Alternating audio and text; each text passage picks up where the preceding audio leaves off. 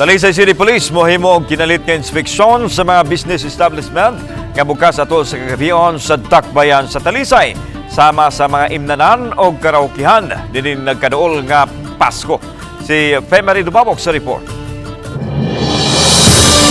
Kining higpit nga monitoring subay sa nadawat nga taho sa Talisay City Police nga may mga pagpamaligya sa ilegal nga droga sa mga videokihan, mga imnanan ug uban pa mga establishmento nga buka sa kagabihon. Mato di Police Lieutenant Colonel Wayne Magbanwa nga makigtagbo sab siya sa mga tag-iyaw tagduma sa mga imnanan ug videokihan. The reports nga na mga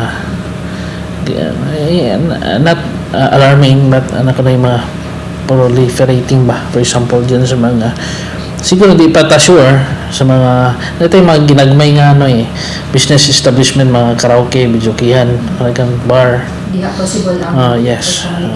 So ato pa na sila i-heads up. Midugang si Magbanwa nga sa kinalit nga mga inspeksyon o pagpaygay og mga pakisusi usa sa ilang mga pamaagi aron mapugngan ang pagkatap sa ilegal nga drugas. Subay sa napanatawang pagziaw sa ginadili nga drugas tungod sa daghang party unya tungod sa Pasko. Milusad og subsob nga anti-illegal drugs operation ang Talisay City Police batok sa daghang mga supplier sa ginadili nga drugas. Samtang atol sa pagpangronda, mipasidano sab ang mga sakop sa Talisay City SWAT sa publiko nga posibleng musiaw ang mga fake money ning Kapaskuhan. We will conduct like corrida because sigurado ko mga biktima ni is hindi yung mga mall, yung biktima ni yung mga sari-sari store Small hindi businesses. basta-basta maka-identify ba sa fake money. Oba ni Rod Prado, Femery Dumabok. Balitang Bisdak.